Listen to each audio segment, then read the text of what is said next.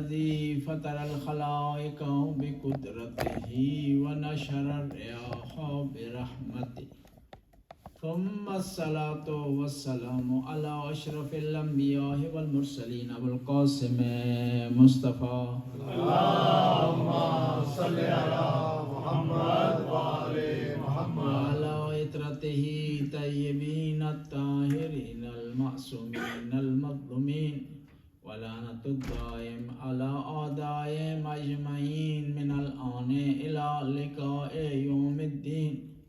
بسم الله الرحمن الرحيم. قال رسول الله صلى الله عليه وآله وسلم إن الحسين مصباح الهدى والسفينة النجاة. صلوات اللهم صل على محمد وآل محمد. پیغمبر گرامی کا ارشاد ہوتا ہے کہ حسین ہدایت کے چراغ ہیں اور کشتی نجات. یہ ظاہر آپ کو سادے جملے لگتے ہیں لیکن یہ بہت بڑا معنی رکھتے ہیں. کون کہہ رہا ہے؟ اللہ کا نبی. کون سی ہستی ارشاد فرما رہی ہے؟ وہ ہستی ارشاد فرما رہی جس کے بارے میں قرآن نے کہا طٰہٰ، یاسین، مزمل، مدثر، رحمت للعالمین، وما ينطق عن الہویٰ ان هو الا وحی یوحیٰ. یہ وہ ہستی ارشاد فرما رہی ہے کہ میرا حسین ہدایت کا چراغ ہے اور کشتی نجات. یہ وہ نبی ہے جو اللہ کے حکم کے بغیر کلام نہیں کرتے. یہ وہ نبی ہے جو نبیوں کا سردار ہے. یہ وہ نبی ہے جس کی وجہ سے دوسرے انبیاء کو نبوت ملی ہے. وہ ارشاد فرما رہے ہیں کہ حسین ہدایت کا چراغ ہے اور کشتی نجات. اب دیکھنا یہ ہے کہ اس چراغ سے ہم نے کس طرح ہدایت حاصل کرنی ہے. ہمیشہ کوئی بڑا واقعہ ایونٹ ہوتا ہے نا، اس میں کچھ لوگ انوالو ہوتے ہیں مثبت لحاظ سے اور منفی لحاظ سے، اور اس واقعے کے متعلق عقیدت رکھنے والے افراد اس واقعے سے وابستہ افراد کا احترام کرتے، رسپیکٹ کرتے، ان کی سیرت کو اپنانے کی کوشش کرتے. ہمارے پاس دو قسم کی سیرتیں ہیں. ایک چاردہ معصومین کی سیرت ہے، ایک ان کے صحابیوں کی سیرت ہے. بعض اوقات آپ کہہ سکتے ہیں کہ چاردہ معصومین معصوم ہیں، انہوں نے جو کام کیا ہم نہیں کر سکتے کیونکہ وہ عصمت کا تقاضا تھا. ہمارے پاس عصمت نہیں ہے تو جواب دیا جائے گا وہ معصوم ہے، اس طرح کے کام آپ نہیں کر سکتے. لیکن اب ابو ذر کی سیرت پر تو چل سکتے ہیں، سلمان فارسی کی سیرت پر تو چل سکتے ہیں، میثم تمار کی سیرت پر تو چل سکتے ہیں، ابو رافع کی سیرت پر چل سکتے ہیں، آپ مالک اشتر کی سیرت پر چل سکتے ہیں، حبیب ابن مظاہر کی سیرت پر چل سکتے ہیں. اب یہ دیکھنا ہے کہ ان ہستیوں کی سیرت کیا ہے. حبیب ابن مظاہر کی سیرت کیا ہے، مسلم بن اوسیہ کی سیرت کیا ہے، اب عابس شاکری کی سیرت کیا ہے، اور یہ کون سی کوالٹی تھی جن کی بنیاد پہ امام حسین نے ان کا انتخاب کیا. وہ کون سی کوالٹی ان کے اندر تھی؟ آیا علم ان کے پاس زیادہ تھا دوسروں نے؟ ہاں، یہ علم کی اعلیٰ منزل پر فائز تھے، لیکن علم معیار نہیں بنا. علم معیار ہوتا تو جب نواسے رسول مکہ سے چلے تو حج بجا لانے والوں میں ایک بڑی تعداد فقہا کی تھی، محدثین کی تھی، راویوں کی تھی، قاریوں کی تھی، لیکن ان کو یہ سعادت نصیب نہیں ہوئی. نواسے رسول کربلا کی طرف چل رہا ہے، 1.5 لاکھ کا مجمع نواسے رسول کو دیکھ رہا ہے، اور وہ عام لوگ بھی نہیں ہیں. کسی نے کوئی طواف کر رہا ہے، کوئی سعی کر رہا ہے، کوئی عرفات میں ٹھہرا ہوا ہے، کوئی قربانی کر رہا ہے. سارے اس منظر کو دیکھ رہے ہیں کہ وہ نبی جس نے حج سکھایا تھا، جس نے طواف سکھایا تھا، جس نے قربانی سکھائی تھی، جس نے نماز پڑھنی سکھائی تھی، اسی کا نواسا حج کو چھوڑ کر کربلا کی طرف جا رہا ہے. یہاں افراد کی دو قسمیں ہوں گئی. یہ جو لوگ حج پہ جا لا رہے ہیں یہ گناہگار نہیں ہیں، فاسق نہیں ہیں، فاجر نہیں ہیں، حج پہ جا لا رہے ہیں، لیکن اس معرفت کی منزل پر نہیں ہے جس معرفت کی منزل پر 72 تھے شہداء. ہمیشہ کہا کرتا ہوں نا، اہل بیت سے محبت کرنے والے بہت زیادہ تھے. یعنی جو اسلامی حکومت میں جو آبادی تھی اس کا 95% حصہ، 95 نہیں احتیاط کرتے ہیں 90% حصہ اہل بیت سے محبت کرتا تھا، ماسوے چند ناسبیوں کو. لیکن محبت کے لیے قیمت ادا کرنا نہیں جانتے تھے، محبت کی قیمت نہیں دے سکتے تھے. بس اس کا مطلب ہے کہ محبت کرنا کافی نہیں ہے، اس کے لیے قیمت چکانا بھی ضروری ہے، اس کے لیے اسٹرگل کرنا بھی ضروری ہے، اس کے لیے کوشش کرنا ضروری ہے، اس کے لیے تگ و دو کرنا ضروری ہے، اس کے لیے ٹائم دینا ضروری ہے، اس کے لیے مال خرچ کرنا ضروری ہے. امام حسین نے خیمہ لگایا کربلا میں، امام کے خیمے کے قریب ایک خیمہ لگایا. جس کا خیمہ لگا اس کا نام ہے عبداللہ جوفی، کوفہ کا رہنے والا ہے. امام نے اس کو بلانے کے لیے پیغام بھیجا.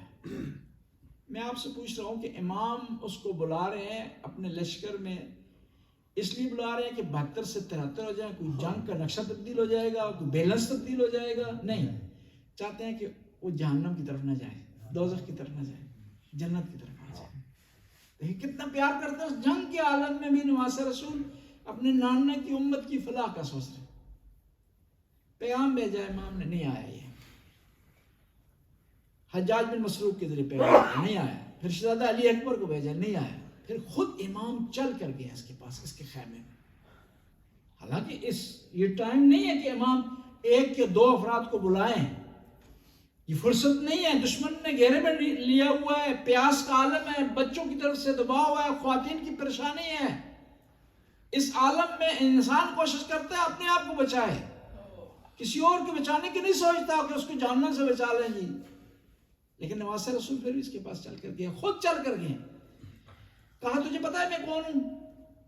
کہا مجھے پتا ہے، میں ایگزیکٹ جانتا ہوں کہ آپ نواس رسول ہیں، فاطمہ کے لال ہیں، علی کے فرزند ہیں. کہا جو جانتا ہے تو میری ایک ریکویسٹ ہے کہ عاشورہ کے دن بہت بڑی گمسان کی جنگ ہونے والی ہے، ہم اکیلے ہیں، میں بچوں کو ساتھ لے آیا ہوں، تو میری مدد کر. اس نے کہا کہ میں آپ کی وجہ سے میں نے کوفہ چھوڑا ہے. مجھے پتا چلا تھا کہ آپ وہاں دیکھیں کتنا آدمی گر جاتا ہے پاس کا، کتنا انسان گر جاتا ہے، بجائے کہ حوصلہ دے کہنے لگا کہ آپ کی وجہ سے میں نے کوفہ چھوڑا ہے اور آپ یہاں بھی میرے پیچھے آ گئے. انسان اتنا گر جاتا ہے جی. چھوڑیں اس بات کو کہ نواس رسول ہیں، اسلام ہے، شریعت ہے. صرف یہ دیکھیں کہ ایک آدمی مشکل میں گرا ہوا ہے، ایک آدمی سختی میں گرا ہوا، عام آدمی نہیں، نواس رسول کی بات نہیں کرتا. اس پر وہی کیفیت ہے جو امام حسین پر گزری ہے. اور وہ آدمی کسی کو مدد کے لیے پکارتا ہے تو اگر اس میں انسانیت ہو تو جان دے دے گا. لیکن یہ آدمی اس طرح کہہ رہا ہے. میں پوچھتا ہوں آپ کو کوئی اس طرح کہے آپ کی کیا کیفیت ہوگی؟ لیکن نواس رسول نے ذرا برابر نہیں گھبرائے. پتہ کیا کہا نہیں آنا چاہتا، نہیں آنا چاہتا. کہا آپ نواس رسول ہیں، بڑی شخصیت کے مالک ہیں، میں آپ کی مدد کرنا چاہتا ہوں لیکن جو ہے میں آپ کا ساتھ نہیں دے سکتا ہوں. میں چاہتا ہوں آپ کی جہاد میں میری شرکت بھی ہو جائے، میرا گھوڑا لے جائے، میری تلوار لے جائے. امام نے کہا اگر تو خود نہیں آ رہا نا، تیرے گھوڑے اور تیری تلوار کی مجھے ضرورت نہیں ہے. یہ جو ہم امام کی بارگاہ میں نذرانہ پیش کرتے ہیں، مجلسوں میں آتے ہیں، ماتم کرتے ہیں، سینہ زنی کرتے ہیں، امام کو اس کی ضرورت نہیں ہے. ہم اپنے لیے کرتے ہیں، اپنی فلاح. اور ہمیں شکریہ ادا کرنا چاہیے اہل بیت کا، وہ ہمیں بلاتے ہیں جی. اتنے بڑے حوصلوں میں آپ لوگوں کو دعوت دی گئی ہے. آج کس کی مجلس ہے جی؟ کوئی معمولی شخصیت کی نہیں ہے. وہ ہستی جس کا نام کیا ہے؟ سکینہ ہے، یعنی حسین کے لیے سکون کا باعث بننے والی ہستی. کیا بات، کیا بات. اب نواس رسول نے پتہ کیا کہا؟ آخری جملہ کیا کہا؟ اس کے خیمے کو چھوڑنے سے پہلے، ترک کرنے سے پہلے امام نے کہا کہ اگر تو نہیں آنا چاہتا نا، میری مدد نہیں کرنا چاہتا، ایک اور مہربانی کر، یعنی اہتمام حجت کر کہ اس میدان سے دور ہو جا. کہا وہ کیوں نواس رسول؟ کہا کہ عاشورہ کے دن میں حل من ناصر ینصرنا کی، حل من ذاب یذب عن رسول اللہ، حل من مغیث یغوثنا کی صدا بلند کروں گا. تو جن کانوں پر پڑے گی وہ اگر جواب نہیں دیں گے، لبیک نہیں کہیں گے، میرا ساتھ نہیں دیں گے، میری ہمراہی نہیں کریں گے، میری مدد نہیں کریں گے، تو جہنم ان پر واجب ہو جائے گا، دوزخ ان پر واجب ہو جائے گا۔ یعنی دیکھیں نا، آخری جواب امام نجات کا ادا فرما رہے ہیں۔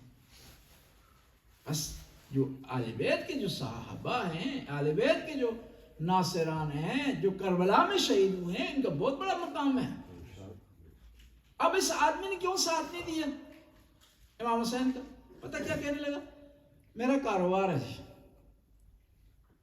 میرے چھوٹے چھوٹے بچے ہیں جی، میرا معاشرے میں مقام ہے جی، میں آپ کا ساتھ دوں گا ساری چیزیں ملیے میٹ ہو جائیں گی۔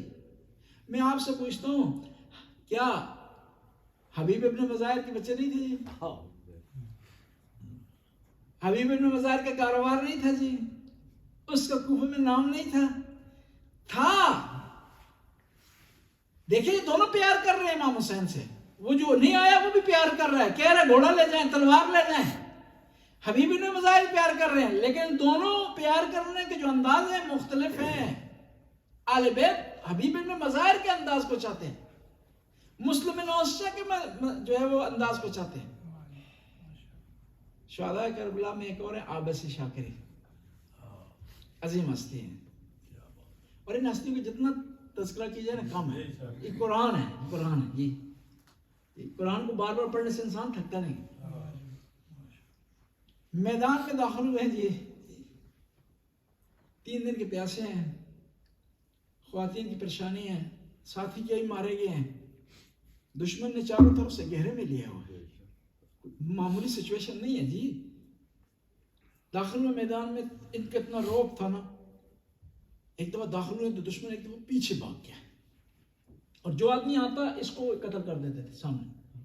عمر سعد نے آواز دی کہ اس کے قریب مت جانا،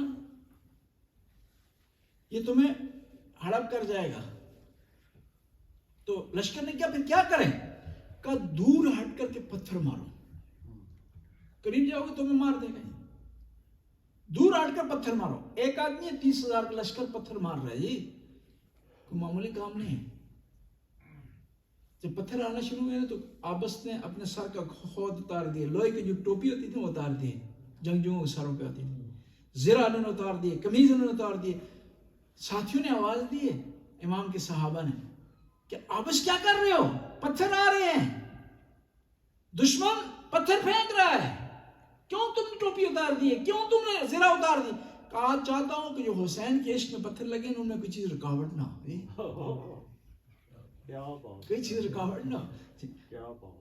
مرنا ہے لیکن عشق کا اظہار کرنا ہے صحیح طریقے سے کر سکیں۔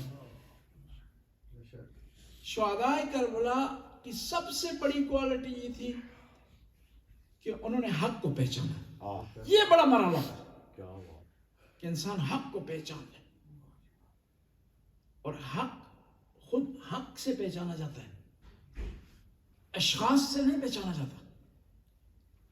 جنگ جمل میں ایک شخص آیا مولا امیر المومنین کی خدمت میں، کہا مولا مجھے سمجھ نہیں آ رہی، اس طرف نبی کی زوجہ ہیں، اس طرف آپ نبی کے وصی ہیں، خلیفہ راشد ہیں، معصوم ہیں، میں کس کا ساتھ دوں، کون حق پر ہے؟ تو امام نے فرمایا کہ حق کو افراد کی وجہ سے نہ پہچانو، بلکہ حق کو سمجھو، افراد کو اس پر پرکھو۔ یہ ضروری ہے، حق کو پہلے سمجھیں پھر افراد کو اس پر پرکھیں، ایک معیار حق کا مقرر کریں، افراد کو اس ترازو میں تولیں۔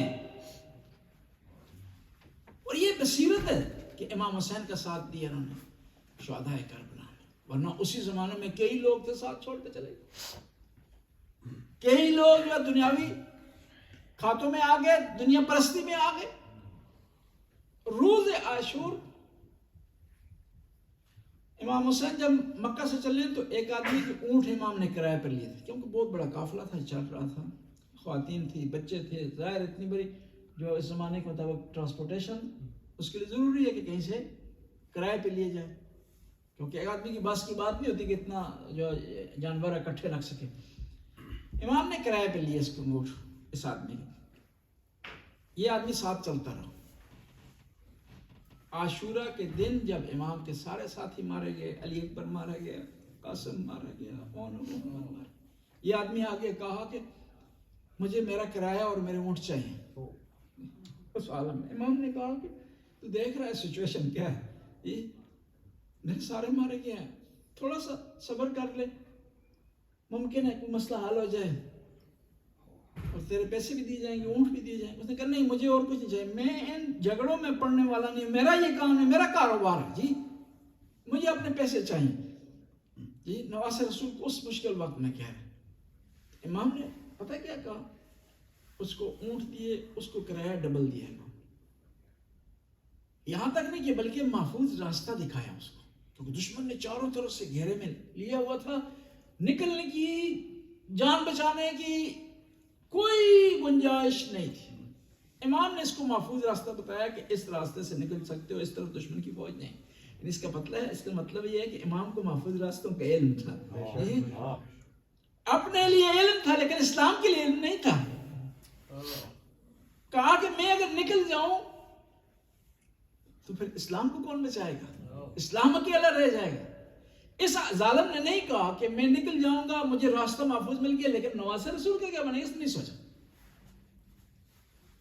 کیا کیا، یہ چلا گیا وہاں سے۔ اس سے پتہ چلتا ہے کہ کتنی منزلت رکھتے تھے شہدائے کربلا، حبیب بن مظاہر، مسلم بن اوسچا، بریر، نافع بن حلال، ابو شاسا کندی، یہ عظیم ہستیاں تھیں۔ ان کا کتنا بڑا مقام تھا کہ انہوں نے آخری دم تک جان دیے، دنیاوی خواہشات ہونے کے باوجود بھی یہ چلا گیا۔ اب راستے میں ڈاکوؤں نے اس پر حملہ کیا، اس کو قتل کر دیا، اونٹ بھی اس کے لے لیے، وہ پیسے جو اس نے امام حسین سے لیے وہ لے لیے، بچ نہیں سکا نا جی۔ یہ بھی مارا گیا اور بھی مارا گیا جی، لیکن دونوں میں فرق ہے۔ یہ بھی مارا گیا، مسلم بن اوسچا بھی شہید ہے، یہ بھی مارا گیا، حبیب ابن مظاہر بھی شہید ہے، لیکن فرق ہے دونوں میں، ایک جنت کی طرف چلا گیا، ایک جہنم کی طرف چلا گیا۔ ایک نے آخرت خرید لی، ایک نے دنیا خرید لی، ایک نے امام حسین سے عشق کا اظہار کیا، دوسرے نے دنیا سے عشق کا اظہار کیا۔ کامیاب حبیب بن مظاہر ہوا، مسلم بن اوسچا ہوا، بریر ہوئے، نافع بن حلال ہوئے۔ شہدائے کربلا کی بڑی عظمت ہے۔ مسلم بن اوسچا کربلا کے سب سے عمر رسیدہ بوڑھے بزرگ جو ہے وہ شہید ہیں۔ یہ جب میدان میں داخل ہوئے، ان کا بڑا پیارا انداز تھا میدان میں داخل ہونے کا۔ مسلم بن اوسچا انہوں نے پہلے 2 کپڑے منگوائے کیونکہ ان کو دکھائی نہیں دیتا تھا، یہ جو ہوتی ہے نا آج جب پلکیں یہ نیچے گری ہوئی تھی اور یہ دیکھ نہیں پاتے تھے، عام حالات میں دیکھنے کے لیے انہیں اٹھانا پڑتا تھا۔ ایک کپڑا یہاں منگوایا، یہاں باندھا تاکہ دکھائی دے، رکاوٹ نہ ہو امام کے عشق کے اظہار میں جی۔ دوسرا کپڑا کمر سے باندھا اور عصا منگوایا، تلوار منگوائی۔ میں آپ سے پوچھتا ہوں، اس پوزیشن میں جو آدمی میدان میں داخل ہو رہا ہے وہ کوئی جنگ کا نقشہ تبدیل نہیں کر سکتا، وہ جنگ کا پلڑا بھاری نہیں کر سکتا، وہ ہاری ہوئی جنگ کو جیتنے میں تبدیل نہیں کر سکتا۔ پوچھا مسلم بن اوسچا کہ کیوں اس حالت میں آپ آ رہے ہیں؟ کہا مجھے پتا ہے میں لڑ نہیں سکتا ہوں، میرے ایک ہاتھ میں عصا ہے، میں چل نہیں سکتا، لیکن آیا ہوں بتانے کے لیے کہ حسین حق پر ہے۔ آج ہم ذکر کر رہے ہیں امام حسین کی لاڈلی بیٹی کا، بیوی سکینہ۔ کربلا میں 3 کردار ہیں بہت زیادہ نمایاں ہیں، روشن ہیں، واضح۔ ایک بی بی زینب کا ہے، ایک امام حسین کا، اور ایک بی بی سکینہ کا۔ خواتین کو سمجھانے والی، بتانے والی، خبر دینے والی بی بی زینب ہے، اور بچوں کو خبر دینے والی بی بی سکینہ ہے۔ پانی کا انتظام کرنا ہے، مولا غازی عباس سے کہنا ہے، امام حسین کی خبر لینی ہے، باہر میدان سے خیموں تک خبر پہنچانی ہے، ذوالجناح سے سوال کرنا ہے، ذوالجناح بتا کہ میرا بابا پیاسا مارا گیا یا پانی ملا میرے بابا کو۔ امام حسین جب علی اصغر کا لاشا لائے تو آگے بڑھیے، کہا بابا بھیا کو پانی پلا کر لے آیا. روایت کے الفاظ ہے، کہتے ہیں بی بی سکینہ کا یہ طریقہ کار تھا، جب بھی نماز کا وقت ہونے والا ہوتا نا تو اپنے بابا کے لیے مصلی بچھاتی، پانی کا کوزہ رکھتی اور انتظار کرتی کہ میرے بابا آئیں گے تو میں بابا کے ساتھ نماز پڑھوں گی.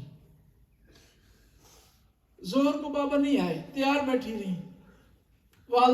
والدہ نے نہیں بتایا کہ بابا شہید ہو گئے، منتظر تھی کہ ابھی میرے بابا آئیں گے میں نماز پڑھوں گی. البتہ 3 دن سے اس کوزے میں پانی نہیں تھا، خالی کوزہ لا کر رکھتی تھی.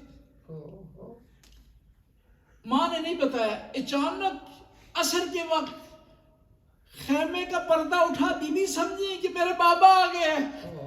آگے بڑی، بابا کے استقبال کے لیے کیا دیکھتی ہے؟ بابا نہیں ہے، شمر ہے. اور شمر آگے آ کر اس عالم نے تماچے مارنا شروع کر دیے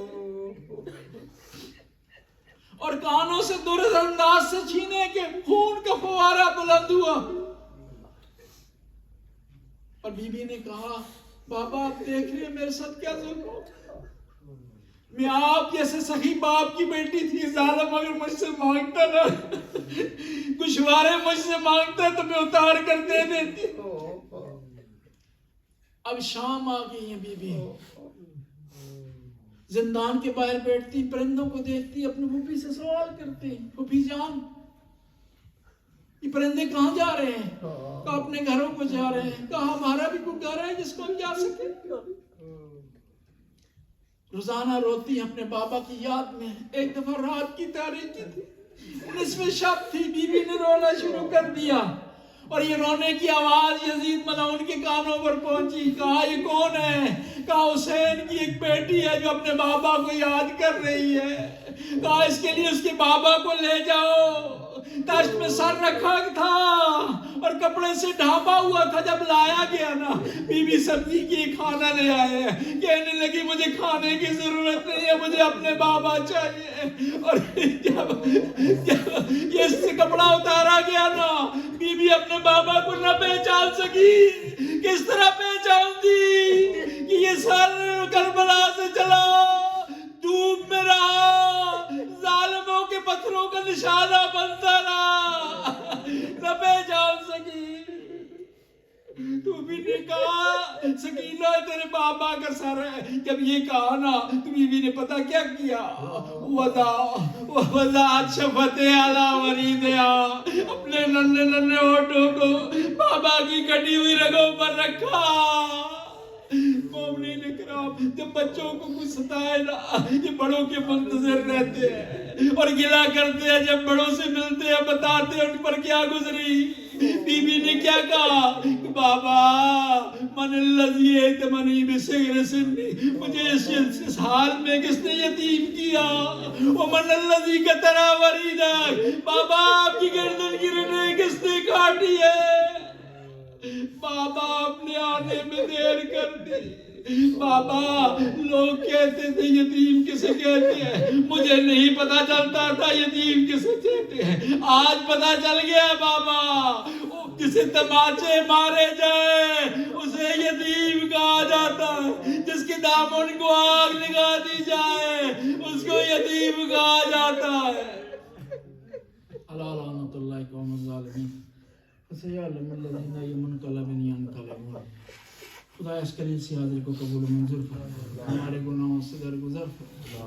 اللہ جو مریضوں نے شفا کاملہ و عاجلہ عطا فرما، تنگ دستوں کی تنگ دستی کو دور فرما، بے روزگار افراد کو بعزت روزگار عطا فرما، مقروضوں کا قرض غیب کے خزانے سے عطا فرما.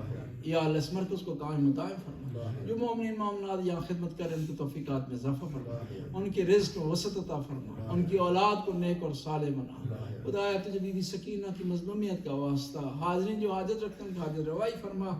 ربنا آتنا فی الدنیا حسنہ وفی الآخرۃ حسنہ وقنا عذاب النار. اللہم صل علی محمد. ماتم حسین